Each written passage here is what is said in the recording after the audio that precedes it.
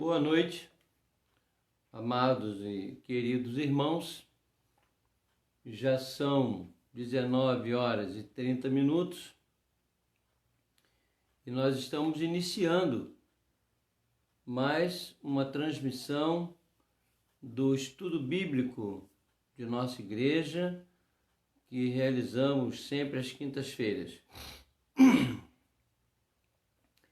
E hoje nós daremos continuidade a esse nosso projeto, louvando a Deus pela vida de todos que, porventura, possam estar conosco nessa transmissão. Eu quero iniciar esta reunião de hoje com uma oração, rogando a Deus a sua bênção para esse momento tão especial de nossas vidas. Então, convido você, meu irmão, minha irmã, a que estejam buscando a presença do Senhor juntamente conosco.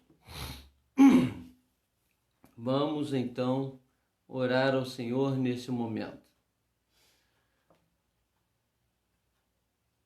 Santo, amado e glorioso Deus, neste momento nós nos reunimos para te adorar, para te cultuar e para meditar em tua palavra, louvando ao Senhor com as nossas vozes, cânticos de adoração.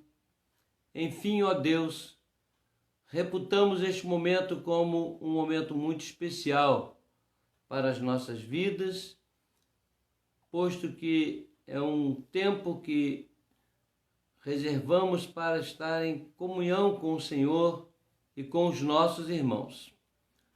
Nós te rogamos que em todos os atos deste culto, em todos os momentos que aqui passarmos, seja o teu próprio Espírito a ministrar em nossas vidas, em nossa mente e em nossos corações. Nós te oramos assim, agradecidos pela presença dos teus filhos, reunidos agora dessa forma tão inusitada, tão especial. Rogamos, ó Deus, que abençoes a cada um. E aqueles que ainda hão de se agregar a esta reunião, o Senhor esteja desimpedindo, abençoando, para que possamos ter esta comunhão de uma maneira agradável, frutífera, pois nós a fazemos para a tua honra e para a tua glória. Oramos-te em nome de Jesus. Amém. Amém. Meus amados irmãos, eu quero fazer uma leitura no livro dos Salmos, capítulo 95, versos de 1 a 6.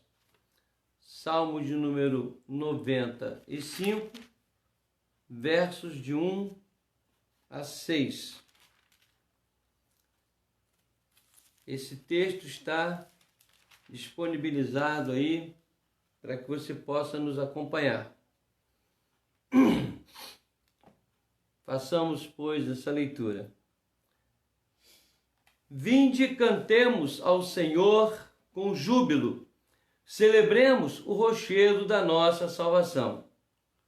Saiamos ao seu encontro com ações de graças, vitoriemo-lo com salmos, porque o Senhor é o Deus supremo e o grande Rei acima de todos os deuses.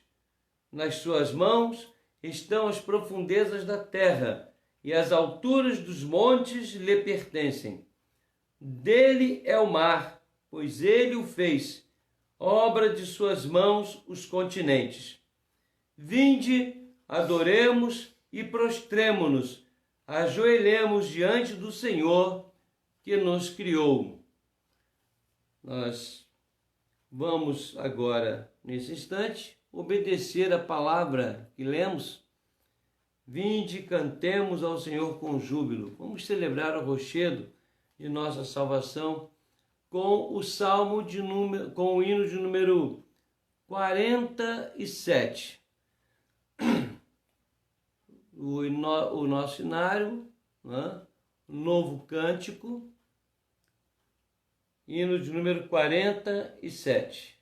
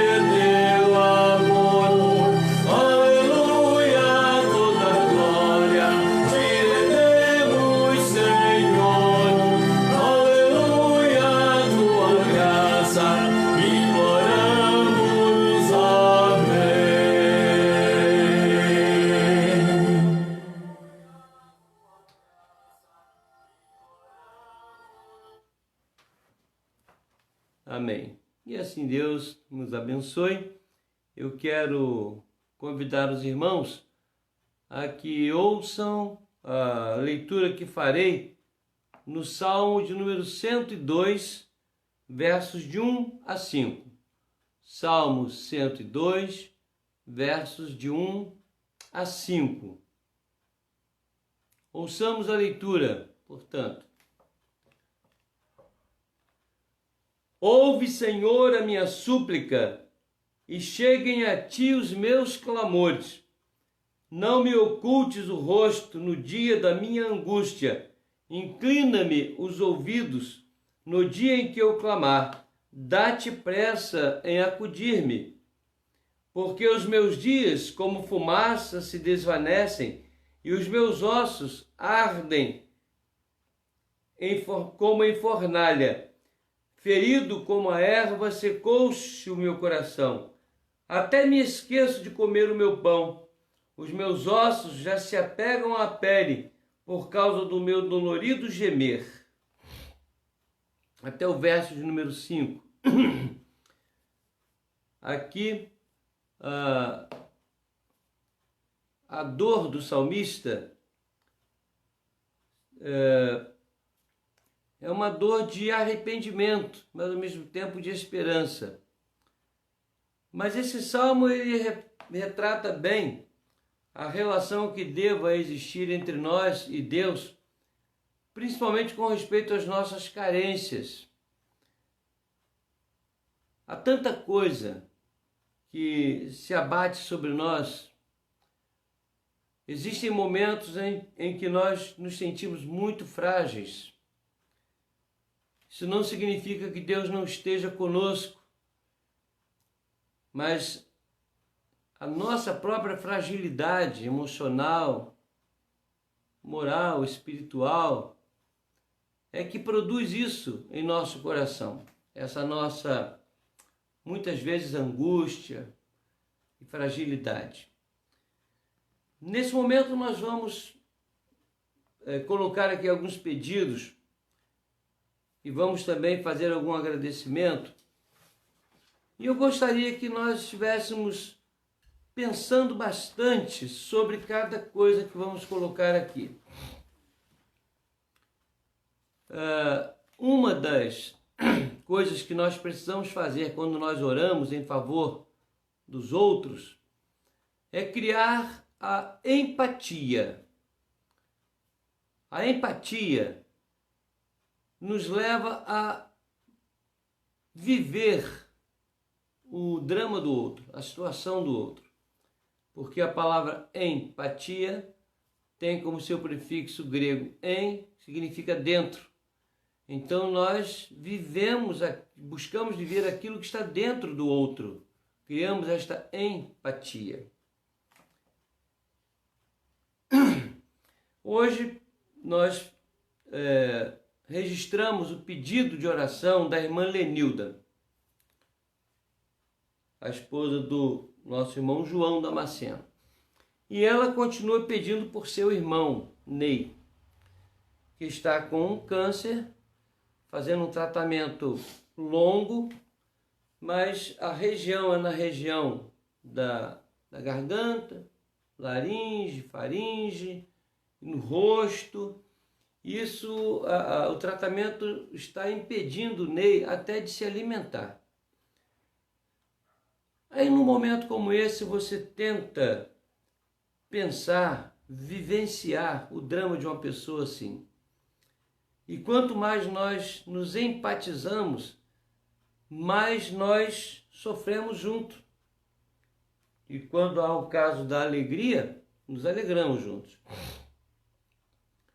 Tente se colocar no lugar do Ney, ou no lugar do pastor Cairo Miron Borges, ou do pastor Cleander Heiderich, que eu tenho trazido aqui para os irmãos.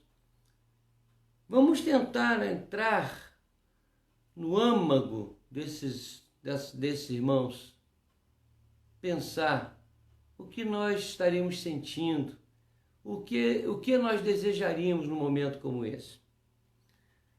Eu acredito que esse foi um dos sentimentos que motivou o bom samaritano. Ele se colocou no lugar daquele homem. E foi isso que Jesus fez por nós. Ele se colocou em nosso lugar, se apiedou de nós dessa forma, né? Sentiu as nossas dores. Então eu tenho aqui os pedidos. Já citei o pastor Cairo, o pastor Cleander e também o Ney. O Ney vai ao INCA, acho que amanhã ele deve ir ao INCA para ver o procedimento, como é que eles vão fazer, né, com essa situação do Ney. A nossa irmã Fátima fez um exame e agora ela vai ter que repetir este exame, né? Aliás, eu não sei se vai repetir ou vai fazer um outro na semana que vem. De qualquer maneira, ela está pedindo oração sobre essa situação que ela está enfrentando. E ela pede sempre por seu pai e por seu irmão também. A nossa irmã Aparecida está pedindo pelo Jefferson. O Jefferson está com Covid. E a mãe do Jefferson, o nome dela é Dona Aitil, ela piorou, está com Covid, teve uma piora e foi para o CTI hoje. Então vamos orar em favor do Jefferson e da sua mãe. O nome dela é Aitil. A nossa irmã Graça também pediu que estivéssemos orando, né, por ela e por sua família. Eu acredito que aqui nas minhas mãos eu não tenho outros pedidos a não ser aqueles que nós temos feito aqui. Por exemplo, a nossa irmã Ana, lá em Portugal, pede que oremos em favor da igreja lá, em favor da situação que estão vivendo, por sua filha que estava com viagem marcada para Portugal. Também a nossa irmã Eliséia, pedindo sempre pela Débora, e que Deus intervenha nessa situação da sua viagem para a Holanda, que até o presente momento está suspensa, nós não sabemos como isso vai se resolver, né? Então são motivos que nós temos trazido para os irmãos orarem conosco. E gratidão pela vida do presbítero Clair, que está aniversariando hoje, né? Já estivemos com ele, orando. O presbítero Inácio também estava ali conosco. Então nós louvamos a Deus pela vida do presbítero Clair. Então vamos fazer esta oração nesse instante. Ok, queridos? Vamos orar então. E se porventura você tem alguma coisa a comunicar para nós, você pode comunicar aí que nós registramos e ao final do trabalho, né, nós vamos falar sobre isso. Estou vendo aqui que o Edmilson está aí conosco, viu, Edmilson? Falei sobre você ontem com a Arlete, tá? E fico muito feliz de você estar conosco aí. Ontem conversamos sobre você, sobre o Anilton e a Mara, lá na casa da Arlete. Então, Deus te abençoe. Vamos orar?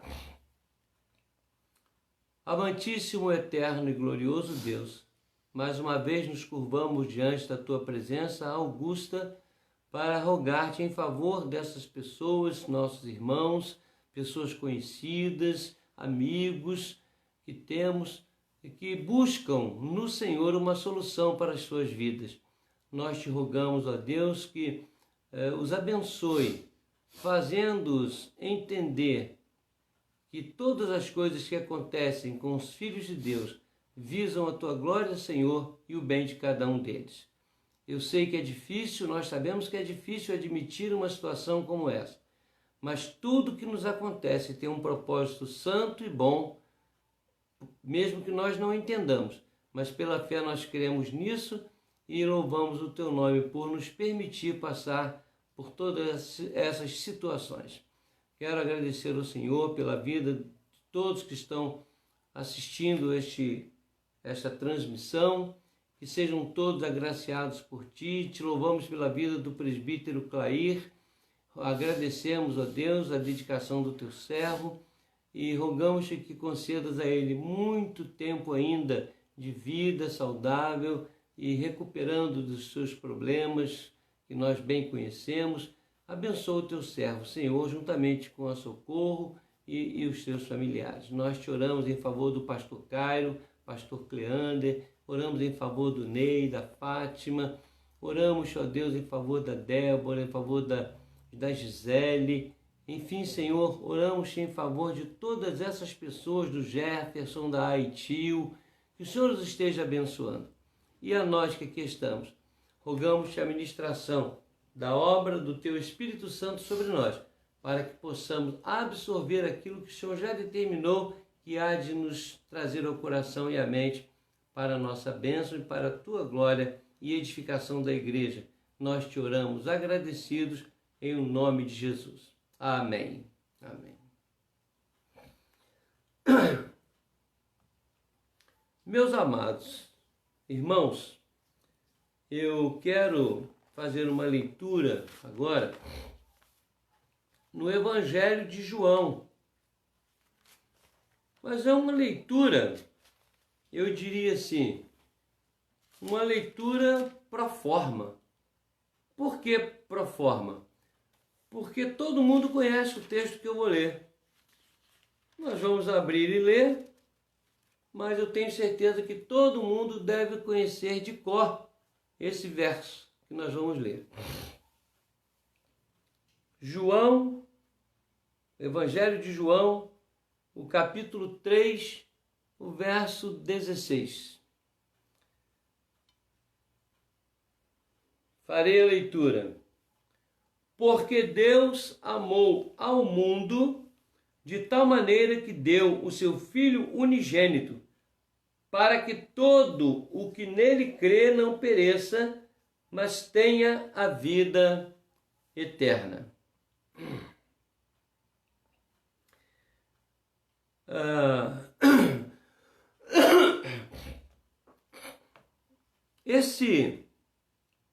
Neste mês de agosto, a Igreja Presbiteriana aqui no Brasil comemora 161 anos da plantação da Igreja Presbiteriana aqui. Eu não vou me remontar aos primeiros calvinistas que aportaram no Rio de Janeiro. Longe de mim querer, longe de nós presbiterianos, querer disputar primazia nessa matéria. Não é isso, é apenas história. E a história registra que os primeiros evangélicos que pisaram nessa terra foram os calvinistas, né? E depois, franceses, holandeses, vieram muitos evangelistas aqui, vários, antes de Simonton. Por que eu os relaciono com Simonton? Porque a igreja presbiteriana ela é uma igreja calvinista. Houve uma época em que as igrejas se posicionaram entre duas situações. O que ficou conhecido como calvinismo e o que ficou conhecido como arminianismo, ou seja, seguidores do presbítero Armínios e seguidores do pastor João Calvino, né? Se bem que não foi ele quem estabeleceu os pontos do calvinismo, foram seus pupilos, seus alunos, futuramente, que sintetizaram a doutrina bíblica exposta por Calvino como 5 pontos do calvinismo. Ficou famoso isso aí. Mesmo que nós não queiramos disputar hegemonia, ou pelo menos primazia, desculpe, com respeito a essa matéria, mas temos que fazer menção a esse movimento extraordinário que foi o movimento de evangelização, o evangelismo aqui em nossa pátria, em 1859, a despeito do fato de que Sarah Fulton Calley e Robert Calley já estavam aqui desde 1855, na Igreja Congregacional. Fizeram um trabalho em Petrópolis, né? E, enfim, mas o Evangelho, dentro das características reformadas mais próximas da nossa cultura, vieram aí, desse período. 1855, depois 1859, e a nossa igreja, no mês de agosto, pelo fato de Simonton ter aportado no Rio de Janeiro, no dia 12 de agosto de 1859, às 9h30 da manhã, ele desceu. Quem ouviu a mensagem de domingo vai lembrar que nós pregamos sobre isso, né? Sob o título Estou Pronto, porque ele registrou em seu diário: estou pronto para descer. Desceu e fez essa obra maravilhosa, extraordinária. Como o mês de agosto é mês das missões, não é? Eu quero lembrar aos irmãos, tá? E me permitam fazer isso, já que nós somos presbiterianos e o trabalho aqui é dirigido à igreja presbiteriana e a todos, mas a igreja presbiteriana precisa saber disso. Os irmãos não podem esquecer que nós temos até o final do mês para levantar a nossa oferta missionária. Até o final do mês, os irmãos devem entrar em contato conosco para dizer: olha, eu tenho uma oferta missionária, nós vamos doar, venha buscar, porque essas ofertas elas serão diferentes. Você não vai depositar em lugar nenhum, porque senão nós vamos confundir a tesouraria, porque essas ofertas são ofertas especiais. Então o que você vai fazer? Ou você traz e entrega ao presbítero Inácio, para ele passar para nós, ou você me liga, diz para a gente passar em sua casa, por causa dessa pandemia, E nós vamos então recolhendo esse dinheiro, essa oferta que é feita no Brasil inteiro durante o mês de agosto. A SAF, o PH, todas as sociedades fazem isso. Mas a nossa igreja já conhece esse esquema, então se você estiver nos ouvindo e não for membro da igreja presbiteriana, não se assuste com esse pedido não, que ele é feito uma vez por ano apenas, tá? Não é todo culto não, uma vez por ano. Mas aprove a Deus me colocar no coração o desejo de falar sobre isso. Por isso lemos o texto de João capítulo 3, verso 16, e eu coloquei aí nessa nossa live o título, que você deve estar vendo aí, que é Como fazer missões. Como fazer missões. Eu tenho ensinado a minha igreja, tenho ensinado aos irmãos, às minhas ovelhas, que a igreja tem uma função. A função da igreja é adorar a Deus, é cultuar a Deus, glorificar o seu nome. Essa é a função da igreja. A igreja é o corpo de Cristo, a igreja invisível que está na igreja visível. A função da igreja é adorar a Deus, adorar o seu Criador. E existem muitas formas de se fazer isso de maneira justa, sóbria, santa e o mais perfeita possível.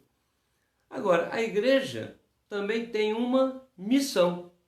A igreja tem uma função. A função é adorar a Deus, glorificar o seu nome. Agora, não é só isso. A igreja faz isso, inclusive, cumprindo a sua missão. E a missão da igreja é evangelizar o mundo. A palavra evangelizar, que é oriunda do termo evangelho, né? Em grego evangelion, ela significa, é traduzida para a nossa língua como boas novas, boas notícias, notícias alvissareiras. Então a igreja tem essas notícias nas mãos, notícias que estão muito relacionadas com a primeira epístola de Paulo aos Coríntios, capítulo 4, onde diz ali: importa que os homens nos considerem como ministros de Cristo e despenseiros dos mistérios de Deus. Além disso, o que se requer dos despenseiros é que cada um seja encontrado fiel. Então um dia Deus vai cobrar de nós. Se nós fomos doadores da sua dispensa, se nós realmente ministramos aos homens os mistérios de Deus. A palavra mistério aqui não é uma coisa oculta, não é alguma coisa relacionada ao ocultismo, nada disso. A palavra mysterion tem o conceito, o significado de coisa antes oculta, mas agora revelada. Então os mistérios de Deus são a sua vontade, o seu querer revelado em sua palavra pela pessoa de seu Filho Jesus Cristo, escrita, narrada por homens, mas guiados pelo Espírito Santo. Ok. O texto de João, capítulo 3, verso 16, traz algumas nuances que eu quero explicar para os irmãos antes de dar continuidade ao estudo. Primeiro, o texto diz que Deus amou o mundo. Esse verbo, ele está num tempo grego que não é como o nosso. Se eu digo assim, fulano me amou, isso está no passado. Esse tempo é um pretérito passado. E o que acontece? Amou, na nossa língua, não ama mais. Amou, passou, por um momento amou. Mas o amor de Deus é eterno. E quando na língua grega esse verbo está num tempo que é um tempo linear, a gente chama assim, não é pontilear. Começou a amar, amou um pouco e depois parou de amar. Não. O amor de Deus é eterno. A Bíblia diz que nós amamos porque Ele amou primeiro. O próprio João diz isso, numa de suas epístolas. Prestem atenção. Então, porque Deus amou. Esse amor é um ato eterno. Porque Deus é amor, Ele não pode deixar de amar. Né? O seu amor é coerente com a sua justiça, mas Ele não deixa de amar. Ele é amor. Então, Deus amou. Você vai pensar assim, então um dia lá Ele resolveu amar ao mundo, e agora eu vou amar ao mundo, né?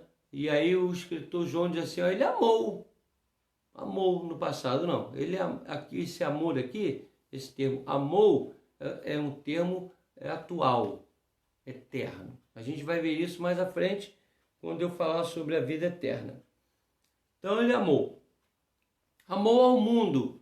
O mundo aqui, a palavra cosmon, né? Não é o mundo físico, pedra, tijolo e árvore, cachorro. Amar ao mundo aqui, ele está se referindo à sua criação aqui na Terra, tá?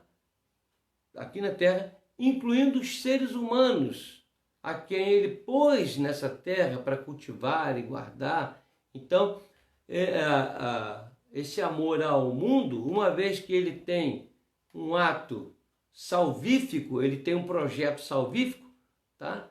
Ainda que a Bíblia diga que a terra geme e suporta, esperando o dia da redenção, mas terra, árvore, pedra, não vai ser redimido porque não tem alma, moralmente falando e espiritualmente falando. Então, amou ao mundo, porque o homem com o pecado ele acabou prejudicando toda a natureza, o mundo todo. E a maneira de restaurar todas as coisas é através do homem, porque foi o homem que destruiu tudo, né? Influenciado pelo inimigo. Então o homem estará também no processo de restauração, ele está no mundo, né? Mas a Bíblia diz que nós estamos no mundo, mas nós não somos do mundo. Então Deus amou ao mundo. Que mundo é esse? O conceito aqui é pessoas que estão vivendo no mundo. Todas as pessoas. Ele ama, ele é amor. Mas não se esqueça que eu disse, o amor não é dissociado de justiça. Elas são a mesma coisa. Você vai entender isso mais tarde. Então, amor ao mundo. Para que nós entendamos com mais facilidade, por mundo vamos entender as pessoas no mundo. E tudo aquilo sobre o que as pessoas têm responsabilidade. Mas, prioritariamente, nós. Né? Quando a palavra de Deus diz que nós não somos do mundo, no sentido de carnalidade, de situação temporal, nós não estamos ligados a isso, uma vez que estejamos salvos. Vamos continuar. Ele amou de tal maneira que deu o seu Filho unigênito. Esse deu, esse verbo aí, o verbo dar, ele deu, né? É o que nós chamamos de kenosis, ou seja, foi um esvaziamento da sua própria pessoa. Ele é o próprio Filho encarnado. Deus não se divide, Deus é uno. A triunidade está representada no Espírito, no Filho, no Pai, eles são uma só pessoa. Tripartidada, ou tripartida. Então, são três pessoas da mesma essência, mesmo poder, mesma glória, a triunidade. Então, dar aqui significa que ele se despojou, sendo ele próprio o Deus encarnado, o Emanuel. É o Deus conosco, a palavra Emanuel, é Deus conosco. Então, significa que ele deu tudo. Tudo que era, tudo que tinha, ele se deu. O próprio Deus Criador se deu. Tá? Para que todo o que nele crê não pereça. A palavra crer aqui vem da palavra fé, pistis, a raiz é essa e significa a palavra pisteuon, ou seja, quem crê, que tem fé, aquele que recebe a fé do próprio Espírito Santo. A Bíblia diz que A salvação vem pela fé, mas a fé é um dom de Deus. Então, se ele não der o dom de ter fé, ninguém consegue ter fé. Logicamente, se ele é quem dá a fé para você crer e ser restaurado, né, e não perecer, então ele fez tudo. Na verdade, você apenas atendeu um chamado dele, exclusivo. E aqueles que não creem é porque não têm fé. Mas se a fé é dada pelo Espírito, então o Espírito resolveu não dar fé para um e deu para o outro. Isso é uma economia divina, nós não temos que envolver nisso. Mas que tenha, afinal, ao invés de perecer, e a palavra perecer aqui significa perecer eternamente.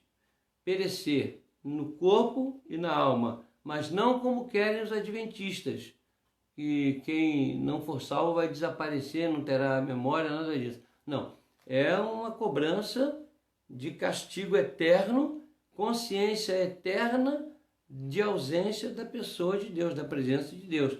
O sofrimento será muito grande, né?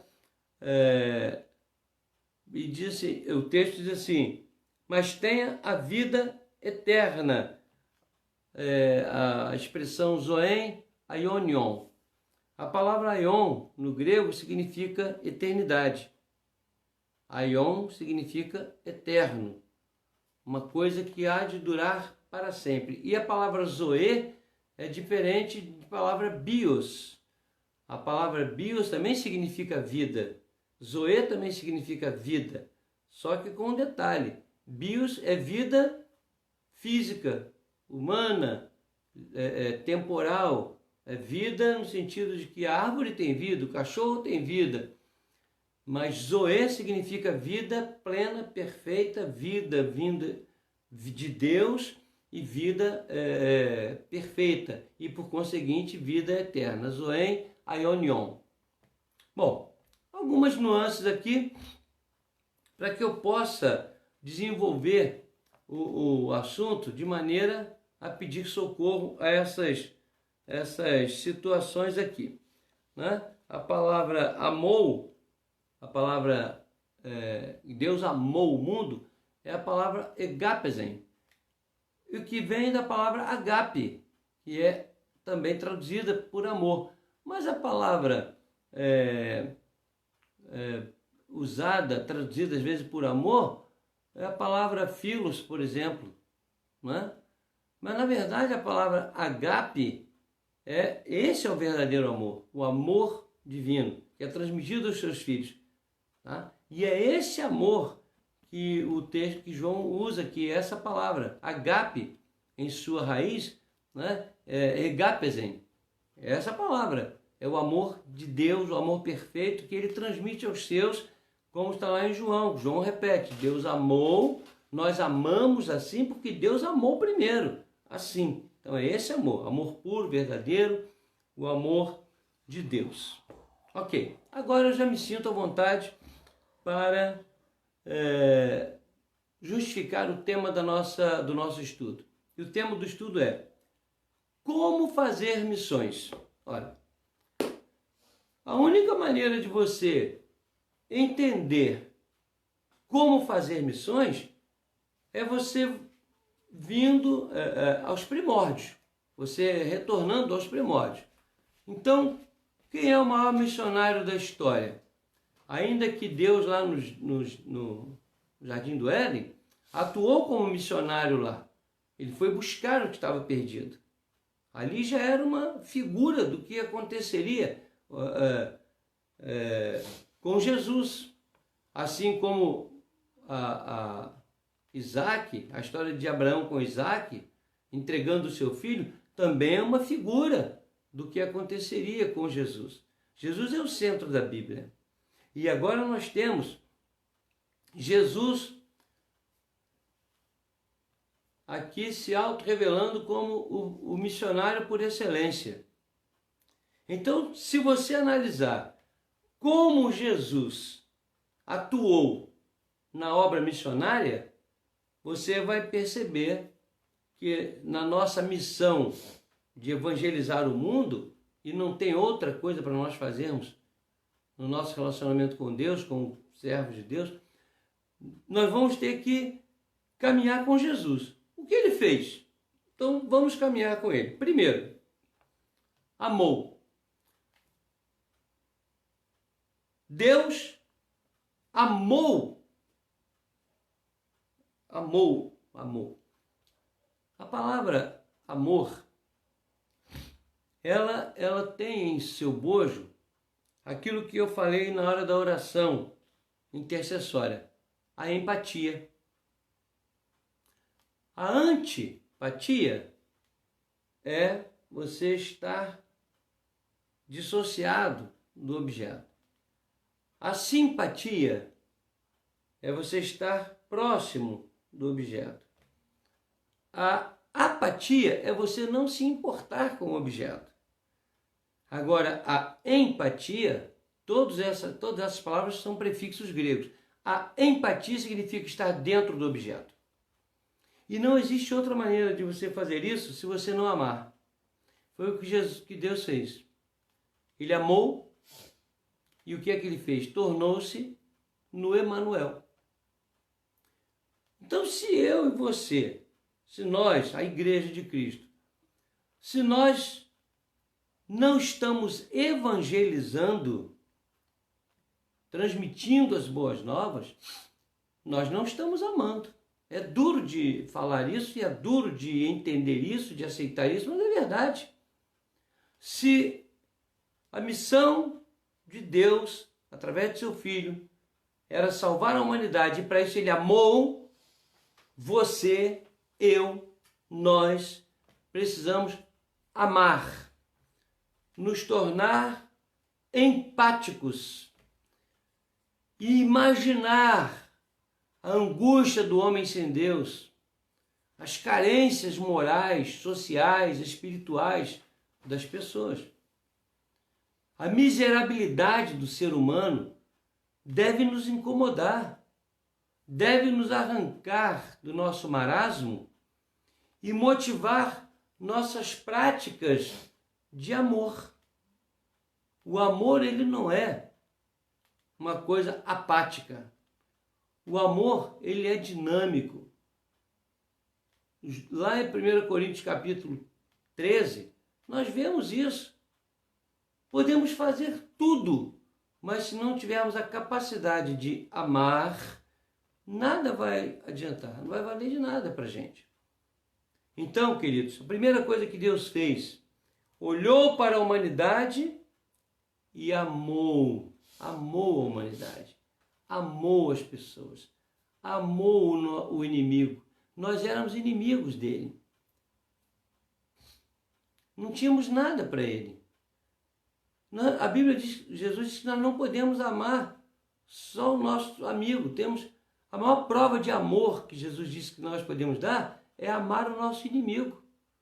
Dentro de casa, os amigos, na rua.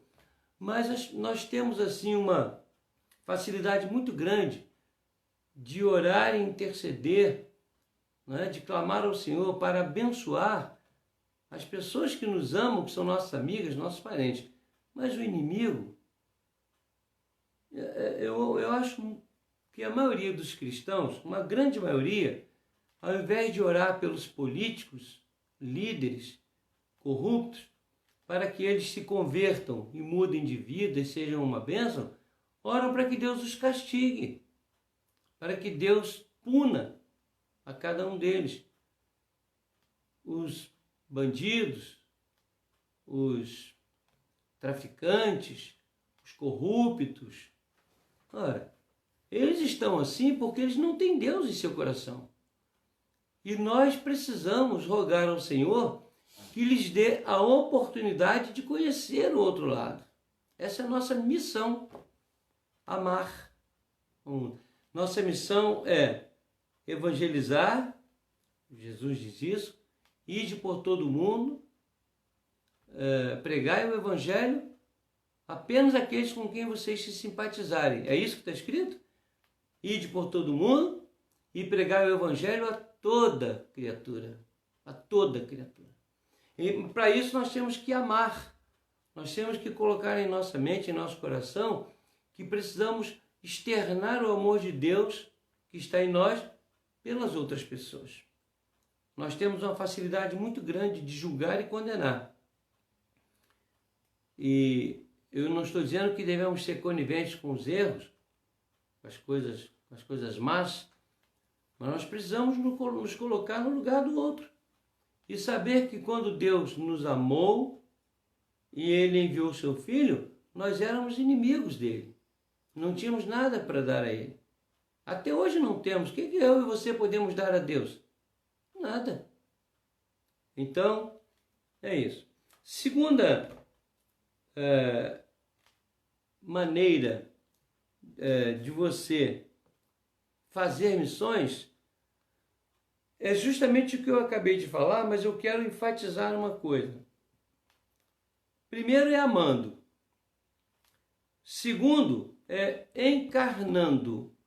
O que Jesus fez foi descer a esse mundo para sentir a nossa dor. Não é uma coisa apenas de concepção mental. Puxa vida, eu quero sentir a dor daquela pessoa, o drama daquela pessoa. É muito mais que isso. É realmente sentir isso. Viver o drama da outra pessoa. Jesus fez isso, ele encarnou-se, né? E essa palavra grega que eu citei antes, sobre o esvaziamento, o fez sofrer muito. Não é fácil se esvaziar, não é fácil encarnar o drama do outro. Não é nada fácil, e Jesus mostrou isso, e nós precisamos fazer isso também. Não é que eu tenho que procurar uma pessoa e trocar de lugar com ele. Você agora vai ser fulano, vai ser Ronaldo e eu vou ser você. Vamos mudar, você vai para minha casa, tá? Eu vou viver como você vive, fazer o que você faz para sentir. Não é isso. É uma necessidade que nós temos de encarnar a situação do outro através dessa empatia. Amar, mas amar não só de palavra, amar encarnando a situação. A maioria dos missionários, eu digo a maioria porque pode-se dar o fato de que alguém como missionário não entende isso ou não viveu isso. Mas eu fico pensando em homens como o Dr. Robert Calley, ele era médico, né? E como Simonton, como Blackford, e como Norton, e tantos outros. E essas pessoas amaram de tal maneira, a situação que Deus colocou em seus corações, as terras que Deus colocou em seus corações, que essas pessoas, elas encarnaram aquele sonho. Bom, o Brasil está numa situação difícil, é uma terra nova, eu vou para lá. A China está com todo aquele drama, perseguindo as igrejas, eles precisam do Evangelho, eu vou para lá. A África, eu vou para lá. A janela 10x40, eu vou para lá.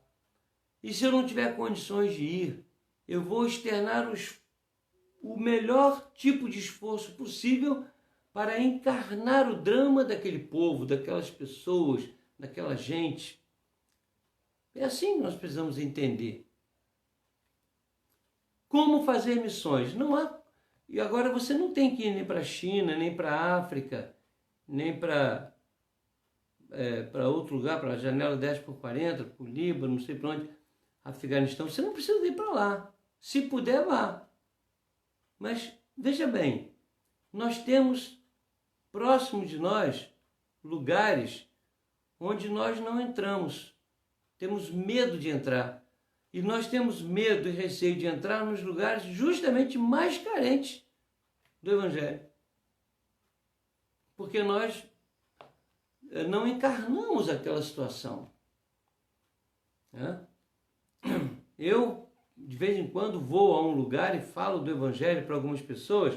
Eu não vou citar aqui o local, uma questão de ética. Eu falo do Evangelho para essas pessoas reputadas como pessoas perigosas. traficantes, bandidos, gente de alta periculosidade. Eu nunca tive um mínimo de medo, de terror, de temor de falar com essas pessoas. Porque eu me coloco no lugar dessas pessoas. E eu fico pensando, como é que essas pessoas vão ouvir o Evangelho se ninguém for lá para falar com elas? Alguém tem que ir. Se cada um de nós fizer uma parte disso, nas favelas, como nós já fomos muitas vezes, né? Trabalhamos, eu e a Norma, os jovens daquela época nossa, né? Nos meios difíceis, o pastor Gessé, eu acho interessante porque ele faz um trabalho numa região perigosa. O pastor Jael trabalhou muito tempo em algumas favelas lá no Rio de Janeiro, encarnava aquela situação, né? E tantos outros, os missionários que vão para regiões perigosíssimas, e nós temos centenas de missionários espalhados pelo mundo, aqui no próprio nosso país. Foi isso, esse sentimento que me levou para o sertão da Bahia. E se Deus chamar amanhã, eu vou de novo. E se eu sentir que é necessário que eu vá para qualquer outro lugar, eu me disponho nas mãos de Deus, sem medo nenhum. Porque eu amo o ser humano. E amando o ser humano, a única maneira de eu interagir com ele é encarnando sua realidade. Isso tem que acontecer com parentes. Nós temos parentes desviados em vários segmentos. Nós temos, a Igreja de Cristo tem parentes homossexuais, tem parentes viciados, tem parentes traficantes, tem parentes bandidos. A Igreja do Senhor Jesus está no mundo. E nós, além dos parentes, nós temos o homem natural que precisa desse princípio missionário, o princípio do amor e da encarnação. Eu amo. Como é que eu provo que eu amo? Eu encarno. Um outro princípio que surge nesse versículo aqui é o verbo dar. Deus amou de tal maneira que encarnou na pessoa do seu próprio filho. Ele deu o seu filho. E eu digo o seguinte, Deus deu tudo. Deu a ele próprio, na pessoa do seu filho. Deixou o seu trono, sua glória, deixou o céu, por amor e empatia conosco. E por sacrifício de encarnação. A gente tem um capítulo na Teologia Sistemática que fala sobre os estados de humilhação de Deus. O simples fato de ele encarnar já foi uma grande humilhação. Viver entre os homens, ele perfeito, viver no meio dos pecadores, foi uma grande humilhação. Ser escarnecido, zombado, ser morto, sepultado, grande humilhação. E nós não podemos pensar nisso, porque o amor e a encarnação, a empatia, com certeza ela há de nos motivar a que nós entreguemos tudo que somos, tudo que temos para a obra da evangelização. Nós temos pouco tempo aqui, meus irmãos, nesse mundo. Nós aqui temos pouquíssimo tempo. Eu hoje comentava com a minha esposa, não vai demorar muito tempo, questão de anos, dias, semanas, não sei, Deus é que sabe, nós vamos morrer. A casa fica aí, o carro fica aí, né? Tudo que existe em termos materiais fica por aí. E quando aqueles que ficarem com o que nós hoje estamos cuidando, vão morrer também e vão deixar tudo aí. A nossa vida é muito fugaz. Não presta para nós termos uma vida cheia de prazeres, né?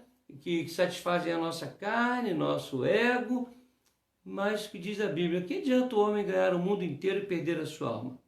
Nós temos uma missão aqui na Terra. E se eu e você, nós não estivermos dispostos a dar tudo que somos e tudo que temos para ganhar alguém, para Cristo, sermos usados como instrumentos para isso, o que a Bíblia diz? Quando um pecador se arrepende, há uma festa no céu. Então, esse mês de agosto é um mês em que nós precisamos pensar muito nisso. Precisamos pensar bastante nisso. Precisamos pensar naquilo que nós podemos doar para Deus no campo missionário. A minha própria pessoa, meus bens, recurso financeiro, minhas orações, minha ida para um campo, não sei, Deus é que sabe, e você também. Mas missões se faz assim, amando, encarnando o drama do outro e dando sem medidas, dando aquilo que Deus move o coração para dar. Quando nós ficamos presos ao que somos e ao que temos, Deus até deixa, mas nós vamos receber um fruto não abençoador. Não vamos receber um fruto abençoado. Uma outra coisa, quando Jesus subiu, ele disse para os discípulos: ide, portanto, fazei discípulos de todas as nações, batizando-os em nome do Pai, do Filho e do Espírito Santo e tal, ensinando-os a guardar. Foi o que Jesus fez. Olha só, estamos tendo como parâmetro Jesus, que amou, encarnou, se deu todo, né?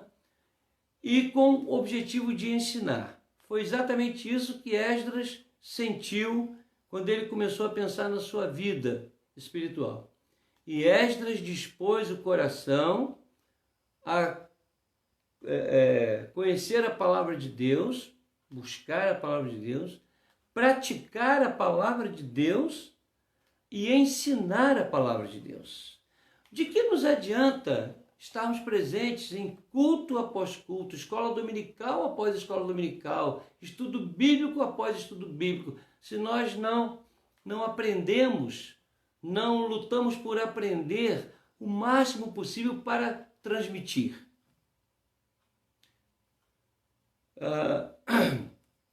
Muitos crentes já deveriam estar formados até em alto nível de teologia. Nós estamos muitas vezes aprendendo, somando conhecimento, mas não distribuindo esse conhecimento para os outros. Uma das funções da igreja é ensinar sobre a palavra de Deus, ensinar sobre o Evangelho, o que é o Evangelho, para as pessoas. É impressionante como às vezes nós conversamos com alguém, eu já conversei com algumas pessoas, de perguntar assim: você entende a Bíblia? Não. Você conhece a Bíblia? De vez em quando eu leio. A passagem tal. E quando nós conhecemos as passagens e nós damos atenção à palavra de Deus, nós somos usados para corrigir muitos erros das pessoas.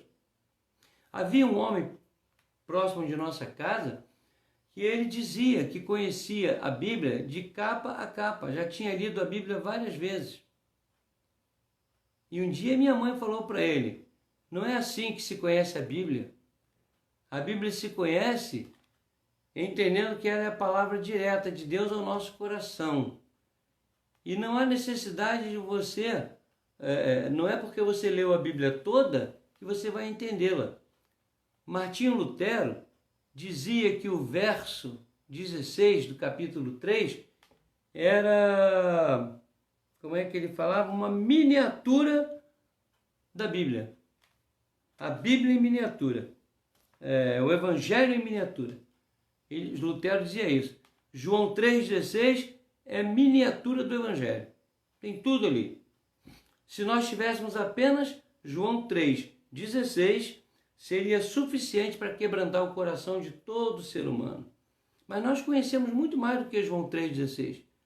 Nós conhecemos Romanos, conhecemos os escritos de Paulo aos Coríntios, conhecemos o texto de Mateus, Marcos, Lucas, João, conhecemos a história de Jesus, mas o número de cristãos que não repassam seus conhecimentos para as pessoas, ensinando as pessoas sobre as bênçãos do Evangelho, é um número muito grande. É um número muito grande. Então vamos aqui. Jesus nos orientou a isso. E a Bíblia diz assim: a fé vem pelo ouvir, e ouvir a palavra de Deus. Mas como vão ouvir se não há quem pregue? Como? Eu pergunto para os irmãos. Como que as pessoas vão ouvir se ninguém falar para eles? Então fale, meu irmão, ensine. Ensine o seu filho, sua filha. Ensine o seu marido, sua esposa. Ensine os seus pais. Fale do Evangelho a tempo e fora de tempo, como diz Paulo. A tempo e fora de tempo. Ensine, explique. Mas eu dizia para minha esposa, isso foi ontem, minha filha, ninguém dá o que não tem. Ou melhor, a pessoa dá o que tem. Falando sobre algumas coisas, eu disse, minha filha, a gente não pode querer que o galo lata, assim, que o galo saia latindo. A gente não pode esperar que a cobra saia falando igual papagaio. Cada um dá o que tem. A gente não pode esperar que o cachorro relinche. Ele não sabe relinchar, ele sabe latir. E assim muitas pessoas não fazem a obra porque não tem essa obra em seu coração, em sua mente, em seu espírito. Mas nós temos a mente de Cristo, nós temos o ensinamento do Espírito Santo. E nós temos obrigação de ensinar isso para as pessoas, no máximo possível. Então observe o versículo, João 3,16. Porque Deus amou o mundo de tal maneira, então temos que amar o mundo, que encarnou-se, que deu seu Filho unigênito. Dando o Filho, ele deu tudo.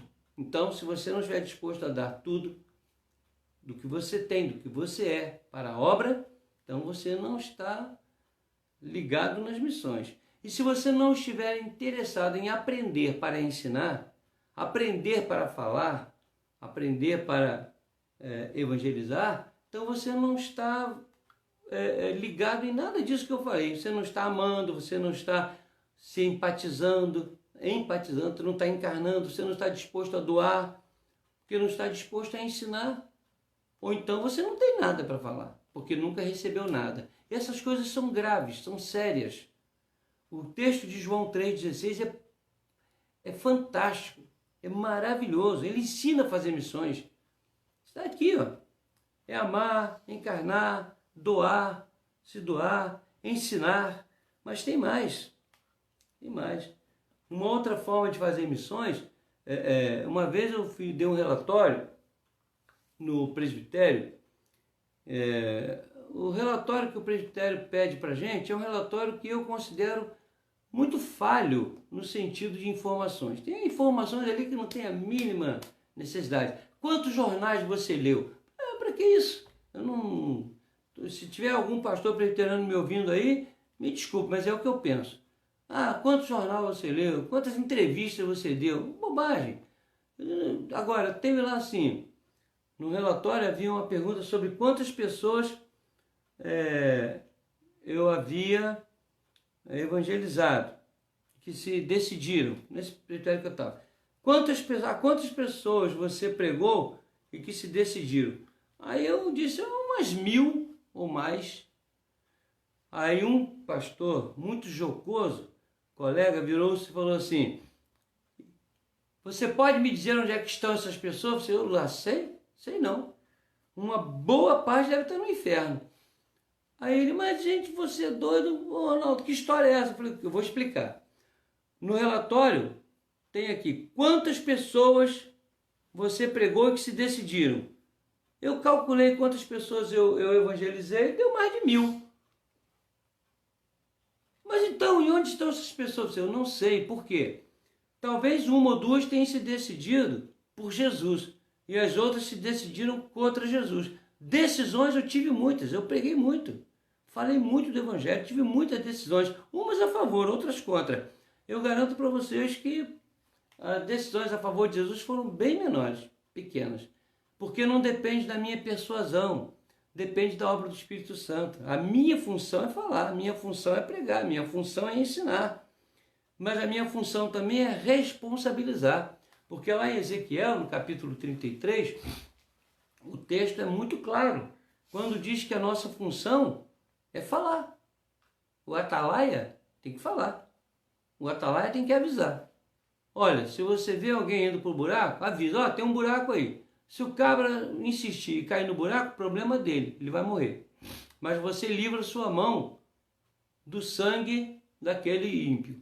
Se você vê o camarada indo para o buraco, você avisa, e ele fala, opa, tá bom, obrigado. Você salva ele e salva você, e livra o sangue da sua mão. Se você vê o cabra indo para o buraco e você não avisa, e o cabra cai, Deus vai requerer o sangue, você não avisou, da sua mão. Ele foi, caiu no buraco, se estrepou por lá, se danou, mas você tinha que ter avisado. Olha lá o buraco, você não avisou? O sangue dele vai ser requerido da sua mão. E também com respeito ao próprio santo, o próprio irmão, o próprio servo de Deus, o próprio membro da igreja, irmão em Cristo. Você vê o justo indo para o buraco, às vezes ele está inocente ali, você está vendo, né? Ou ele está fraco, não tá enxergando bem, você tem que gritar, irmão, olha o buraco. Mano, não tem problema não, deixa comigo. E vai e cai no buraco, ele vai se dar mal, cai no buraco. Mas você vai se livrar do sangue dessa pessoa. Se você vê o seu irmão indo para o buraco, eu estou sintetizando aqui, e você não avisa, o irmão vai cair no buraco, vai morrer, mas o sangue dele vai ser requerido da sua mão. Estão percebendo como é grave a situação do Filho de Deus que não se dispõe a ser um missionário em nível global, não precisa ser lá na China, pode ser aqui no seu bairro? Olha, tem que amar, tem que se empatizar, tem que encarnar o drama do outro, tem que se doar, dar tudo o que você puder para levar o evangelho para as pessoas, tem que ensinar, ministrar para as pessoas o que é ser um cristão e tem que responsabilizar o cara. Eu me lembro que quando meu pai se converteu, teve um pastor lá em casa e esse pastor, ele conversando com meu pai, o nome do meu pai era Gumercindo. E eu estava assim, papai era um homem violento, papai era um homem que não tinha temor de Deus. Ele foi mudando alguma coisa e tal. Impedia minha mãe às vezes de ir na igreja. Chegou a agredir minha mãe, né, e a gente. Então ele agredia toda hora. Mas aí chegou um pastor lá em casa, começou a conversar com ele. E eu fiquei assim na soleira da porta de entrada da sala e observando o pastor conversando com ele. Aí o pastor virou-se para ele e disse assim: Senhor Gumercindo, o senhor acredita no céu? Aí meu pai balançou a cabeça e disse assim: acredito. O senhor acredita, se o senhor acredita no céu, o senhor acredita que tem inferno também? Ele acredita, tem inferno também. Tá bom. A Bíblia diz que quem não aceitar a Cristo vai para o inferno. O senhor até hoje não aceitou a Cristo. O senhor sabe para onde o senhor vai quando o senhor morrer? O senhor vai para o inferno. Foi assim na lata dele, né? Aí meu pai regalou o olho, aí o pastor falou assim: o senhor quer ir para o inferno? Ele disse: eu não. Então aceita Jesus. Aí meu pai começou a chorar e falou: eu aceito. E ali, porque a minha mãe pregou para o meu pai 45 anos. Ela o responsabilizou pela vida dela, pelo ensinamento que deu para nós e tudo. Mas às vezes nós ficamos receosos de confrontar as pessoas e dizer a verdade. O meu cunhado, o esposo da Arlete, eu fui na casa dele, falava do evangelho com ele. Eu tinha um carinho muito grande por ele. Um dia eu cheguei na casa dele e comecei a falar do evangelho e dizer para ele que ele tinha que aceitar a Cristo para evitar a sua morte eterna, aquela coisa toda, mas falando com todo amor. E deu uma ira nele, ele estava bebendo uma cerveja e fumando um cigarro. E ele estava vendo televisão, ele virou uma fera comigo e disse: olha aqui, você nunca mais venha na minha casa me falar sobre esse negócio de Jesus, de igreja, eu não quero saber disso não. Aí eu falei assim, tá certo. Mas você sabe qual é o futuro daquele que não aceita Cristo. Não sabe? Ah, a igreja, vocês falam isso, não existe isso, eu não quero saber disso e tal. Aí eu disse para ele, meu cunhado, eu gosto muito de você. Eu lhe prometo que nunca mais eu vou falar com você. Sabe por quê? Porque eu já falei. Eu já falei e você não aceita. Então, vou deixar que Deus use outra forma. Eu prometo para você que eu não falo mais. Porque você está me pedindo, exigindo para eu vir na sua casa e não falar mais isso aí. Ele já tinha separado da minha irmã, estava sozinho em casa.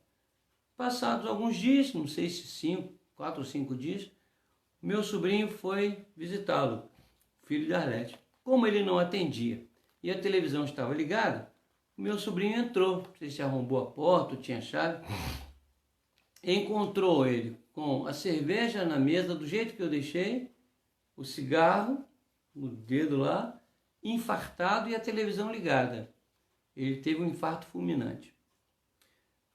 Eu fiquei muito triste, mas eu me senti aliviado. Por quê? Porque eu o responsabilizei. E isso é uma função da igreja.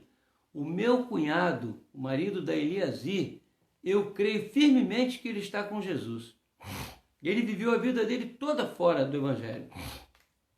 Mas eu fui ao hospital, conversei com ele, na casa dele, eu fui com a Norma na casa dele, a Norma é minha testemunha, falei do Evangelho e ele aceitou tudo firme, tranquilo, e foi uma das mortes mais tranquilas que eu já vi na minha vida. Ele não abriu a boca para reclamar nem de nada, de nada, de nada. E toda vez que eu conversava com ele depois daquilo, ele dizia, eu estou firme com Jesus, estou firme na fé. Eu me lembro do pai de Carol. O pai de Carol foi a mesma coisa. E quem Deus usou foi o Tião. Eu estava lá com o Sebastião, diácono, evangelizei, falei do evangelho e tal, de Jesus, ele era espírita, e ele disse para mim assim, se esse Jesus que o Senhor está falando e que faz essa obra, se ele existir mesmo e for isso que o Senhor está falando, eu vou ser membro, eu vou sair daqui e vou para a sua igreja. Aí, se Jesus me convencer, eu falei, então, meu irmão, eu já vou te cumprimentar como meu irmão em Cristo, porque o Jesus que eu estou lhe pregando, falando, ele vai convencer você, não tem nem dúvida, já vou considerar você como membro da igreja, meu irmão em Cristo. E saí. Quando chegamos na porta, o Tião, Diácono Sebastião, voltou e falou assim, Adenil, se você não aceitar Jesus, você vai para o inferno, Adenil. Pensa nisso, tem que ir para o céu. E viramos as costas e vamos embora. Pois aquele dia, Jesus visitou Adenil, pai da Carol, fez uma obra maravilhosa na vida dele e nós fomos chamados, eu fui chamado para ir lá porque Adenil estava cheio do Espírito Santo, pregando para todo mundo, chamando médico, enfermeiro, todo mundo, já tinha até cortado a perna dele, chamando todo mundo, falando todo mundo que eles tinham que aceitar o Evangelho. Ele endoidou. Igual Paulo, ficou louco. Não, tem que todo mundo aceitar porque isso é que é o certo, Jesus e tal, e ele se converteu mesmo. Foi uma coisa linda, foi lindo. E poucos dias ali ele veio a falecer, mas Deus levou a mim e ao Sebastião, além da Carol, que sempre falou do Evangelho para ele, né? E foi uma coisa linda. Então, meus irmãos, nós somos os instrumentos que Deus escolheu para responsabilizar as pessoas. Nós temos que parar com esse negócio de ficar medindo palavras ou situações, porque a outra coisa que Jesus fez, além de... ele responsabilizava. Vocês são raça de víboras. Se vocês não... a sua justiça não excederem muito a dos escribas e fariseus, vocês não vão para o céu. E Jesus batia firme mesmo. E Jesus não era todo amor? Não vamos confundir o amor, né, com a falta de responsabilização das pessoas. E Jesus foi o profeta por excelência. Então nós somos profetas. Nós somos a boca de Deus nessa terra. Então fazer missões é profetizar. Profetizar é falar a palavra de Deus, informar sobre a palavra de Deus. 2 Timóteo 3,16 diz lá, toda a escritura é útil para ensinar, redarguir, corrigir, enfim, conduzir o homem a uma situação boa diante de Deus, uma situação de glória diante de Deus, conduzir o homem em todos os santos caminhos. É a Escritura, é informar, é profetizar, é responsabilizar, é ensinar, é se doar, é amar em profundidade, ao ponto de criar uma empatia com a pessoa. Isso é fazer missões. Não é fácil. Não estou dizendo que é fácil. Mas esse capítulo 3, esse verso 16, que Lutero chama de miniatura do Evangelho, é decantado por muitos autores, escritores, pensadores, esse verso, ele traz todo o arcabouço do que seja missão. Todo missionário que se preze vai passar por isso aqui, ó. Ele vai para lá porque ele amou, ele ama, ele vive a situação de quem ele ama, né? Ele se doa, dando toda a sua vida, dando tudo que ele é e tem. Eu estou falando do verdadeiro missionário, porque assim como tem falsos advogados, falsos médicos, falsos pastores, também tem falsos missionários. Mas nós estamos falando do verdadeiro. E ele ensina, ele vai para ensinar, ele se esforça com isso. A primeira coisa que Ashbel Green Simon fez aqui foi criar uma escola dominical. Depois ele criou um seminário para ensinar, para fortalecer. Ensinou até um padre, José Manuel da Conceição, que se converteu e se tornou o primeiro pastor presbiteriano brasileiro. Padre José Manuel da Conceição. E assim também responsabilizando as pessoas e profetizando a palavra de Deus, aquilo que Deus requer para a vida do homem. Nós somos a boca de Deus. A palavra profeta significa isso, boca de Deus. Nós somos o sal e somos a luz deste mundo. Como é que o sal vai exercer a sua função se ele não se misturar com com o mundo? Nós somos a luz. Como é que a luz vai iluminar se a gente colocar embaixo do velador? Nós somos aqueles que Deus estabeleceu, salvou, para que fôssemos missionários, todos nós. Temos os missionários que vão para terras longínquas? Sim. Dedicam com exclusividade a esse tipo de trabalho? Sim. Mas todos nós somos missionários no nosso trabalho, não é? Como o Bruno faz, como a Fernanda faz, não é? Como o Pimenta disse que fazia lá na empresa.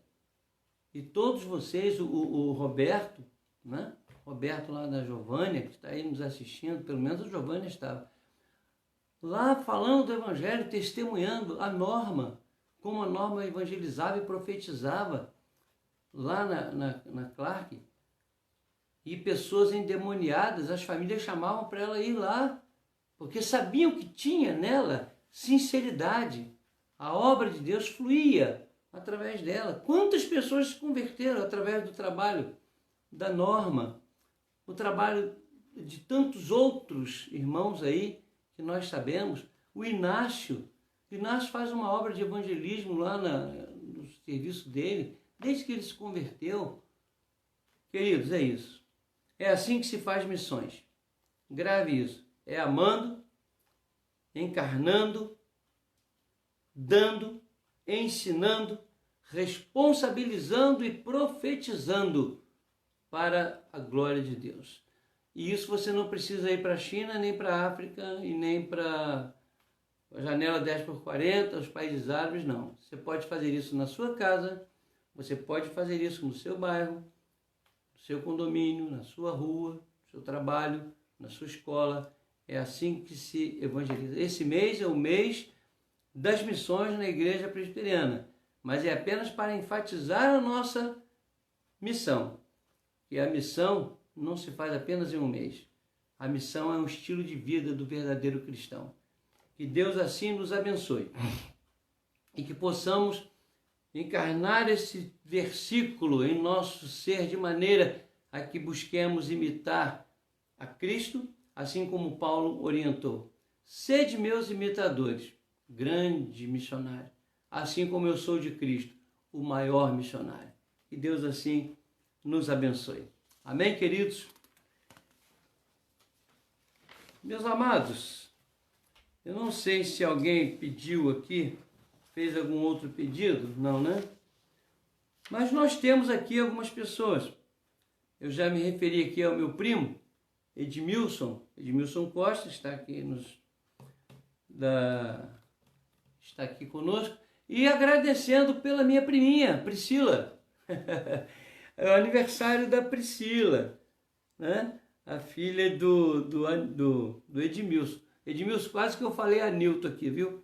Então, Edmilson, dê um abraço nela por nós, do primo Ronaldo, da prima Norma, que nós estamos muito felizes, né, com essa possibilidade. O Silas, meu irmão, meu amigo, estou muito feliz em saber que você participou conosco, está aqui conosco. O Silas, lá da cidade de Ipatinga, dê um grande abraço na turma, em todos eles por mim. Tenho muita saudade de todo mundo, do Walter, mas aí do Walter já não é da sua igreja, né? Lá do Ideal não, do Canaã. Então dê um grande abraço nessa turma, por favor. Um abraço no pastor, tá? Luciraldo. O nome do pastor do Silas é Luciraldo Castório. Pessoa maravilhosa, menino bom, o Luciraldo. Dê um abraço nele. Também o nosso irmão Manuel, lá de Paraty. Manuel, a esposa já voltou? Olha lá, fala para ela para voltar logo, que você estava aí sem jantar, porque ela não tinha chegado. É brincadeira, Manuel. Fala para a Valdete que é brincadeira do pastor. Pastor Jurandir, né, nosso tio, e a tia Ezi. Pastor Jurandir, parabéns pelos 165 anos da Igreja Congregacional, né? O Robert chegou aí em 1855 e casou-se, segundo casamento com a Sarah Fulton Calley. Amigo, eu sei a minha história, mas eu sei a sua também, sei da Igreja Congregacional também. E fez a primeira igreja, ele construiu a primeira igreja evangélica do estado do Rio de Janeiro, que é a Igreja Fluminense, onde eu tive o prazer de estudar e ouvir alguém tocando naquele órgão de tubo. E eu fiz ali meus 2 primeiros anos, né, na Rua Mackenzie, de curso de bacharel em teologia, né? Tive um prazer muito grande ali. Então a Igreja Congregacional está ligada à minha vida e eu da Igreja Congregacional de uma forma maravilhosa. Pastor Jurandir e tia Ezi, doce de criatura, Deus os abençoe. O Moisés também está conosco, o Moisés Nascimento. Moisés, estou com saudade de você. Quando a igreja retornar na reunião presencial, espero que você logo, logo nos visite, viu? E a nossa irmã Isabel Ferreira, também está conosco. Eu quero agradecer a esses irmãos, dizer que eu tenho um carinho muito grande por cada um de vocês, amo mesmo, profundamente, né, as igrejas que vocês representam, e porque em todas elas eu fui muito feliz, fui muito abençoado, mesmo, com sinceridade. Fui muito abençoado em todas as igrejas por onde eu passei. Ideal, Canaã, Nilópolis, Ipatinga, Valadares, Miguel Calmon, e aqui na igreja de Maricá, eu sou muito abençoado. Eu e minha família, nós não temos como agradecer por tanto carinho que nós recebemos e temos recebido ao longo de nossa vida ministerial. Deus os abençoe, esperamos tê-los conosco na próxima oportunidade. Domingo, 9 horas da manhã, através do Team Link, e 10h30 da manhã, através do Google Meet, e às 19h30 no domingo, através do Facebook, como estamos transmitindo aqui essa nossa reunião. Amém? Estou olhando ali no meu relógio, faltam 5 para as 9, estamos no horário muito bom. Eu quero só lembrar uma coisa, eu recebi um pedido aqui para que nós oremos em favor do pastor Milton, nosso secretário, o nosso ministro da Educação. Por quê? O Datena fez uma entrevista com ele, primorosa.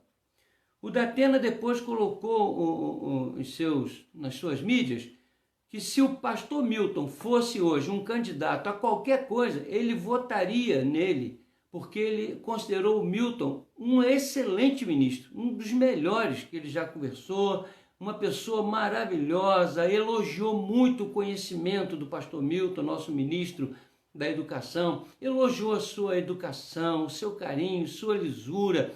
Olha, mas o Datena se rasgou em elogios ao Milton. E pesa sobre o pastor Milton um peso muito grande, porque essa pandemia trouxe situações muito difíceis para o ministro da Educação, o ministro da Economia, né?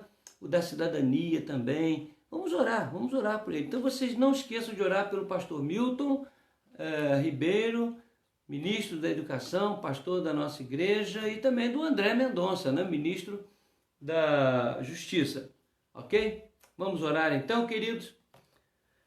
Senhor, nosso Deus e Pai, nós somos gratos ao Senhor pela oportunidade de nos contactarmos com irmãos tão amados de cidades distantes, de lugares distantes.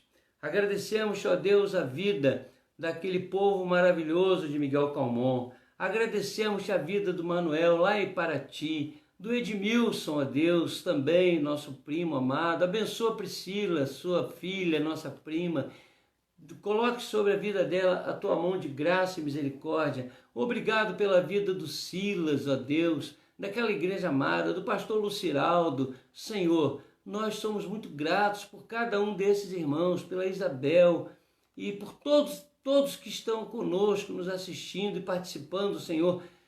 O meu coração está muito alegre por poder dizer estas palavras a esses irmãos. Ó Deus amado, rogamos-te em favor do pastor Milton e do pastor André Mendonça, esses dois servos do Senhor, ministros do nosso governo, que certamente, ó Deus, com a tua ajuda, hão de prestar um bom serviço à nossa nação. Obrigado, ó Deus, pelo sustento que tens dado ao pastor Cleander e ao pastor Cairo. Também reforçamos, ó Deus, o nosso pedido pela vida do Ney e também para confortar o coração da Lenilda e do João e de todos os familiares. Nós te louvamos, agradecemos, pedimos estas bênçãos, rogando que nos dês uma noite de paz e restauração. E amanhã estejamos prontos, física, moral e espiritualmente, para continuar nossa obra missionária para a tua honra e para a tua glória. Nós te oramos assim, agradecidos no nome santo e poderoso de Cristo Jesus. E agora, irmãos, recebei a bênção do Senhor. E que a graça de nosso Senhor e Salvador Jesus Cristo, e o amor de Deus, o nosso único e eterno Pai, e as consolações benditas do Espírito Santo, sejam sobre todos vós, irmãos, e sobre todo o povo de Deus permaneça, desde agora e para todo sempre. Amém. Amém. Que Deus assim nos abençoe e até a próxima oportunidade, se Deus quiser. Boa noite, queridos.